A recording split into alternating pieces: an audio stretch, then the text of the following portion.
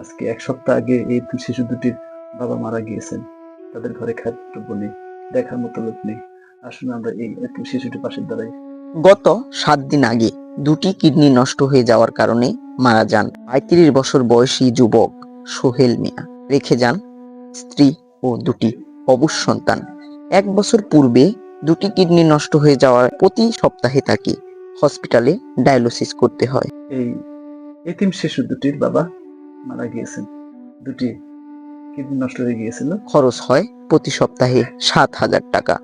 টাঙ্গাইল জেলা মধুপুর থানাধীন পাহাড়ের মাঝে আউশনাড়া বোকারবাইদ গ্রামে এই অসহায় পরিবারটির বসবাস। দারিদ্র সীমার নিচে বসবাসকারী মৃত সোহেল মিয়ার সাংসারিক খরচ, চিকিৎসার খরচ এবং সন্তানের মাদ্রাসায় লেখাপড়ার খরচ তার পক্ষে চালানো সম্ভব হচ্ছিল না। পরিশেষে বসত ভিটেটুকু বিক্রি করে তাকে আর ফিরানো সম্ভব হয়নি। অবশেষে এই পৃথিবীর মায়া ত্যাগ করে চলে যান মৃত সোহেল মিয়া। মাটির একটি ঘর ব্যতীত মা ও এতিম শিশু দুটির দাঁড়ানোর মতো জায়গা নেই। আজকে 7 দিন যাবত মারা গেছে। এখন 2টা সন্তান এতিম হয়ে গেছে। খাওয়ার পড়াশোনার অনেক হয়ে গেছে, কিন্তু আপনারা কেউ পাশে দাঁড়ান, ওনাদেরকে একটু সাহায্য করেন।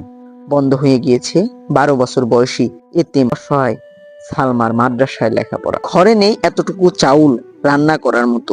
অন্যের দেওয়া পোড়া ভাত, শুকনো চিড়ে মুড়ি খেয়েই দিন পার করতে হচ্ছে মা ও এতিম শিশু দুটিকে। আমাদের জীবন এবং জীবন ব্যবস্থা কতটা কঠিন হতে পারে, আজকে এমন একটি অসহায় মানুষকে আমি আপনাকে দেখাতে চাচ্ছি। আপনারা দেখতে পাচ্ছেন দুটি সন্তান নিয়ে একটি অসহায় মা ঘরে পড়ে আছে। তাদের ঘরে কোনো খাদ্যদ্রব্য নেই, তারা এক প্রকারের অনাহারের দিন পার করছেন। আজকে 7 দিন হয় এই শিশু দুটির বাবা মৃত্যুর সাথে পাঞ্জা লড়ে পৃথিবীর মায়া ত্যাগ করে চলে যান।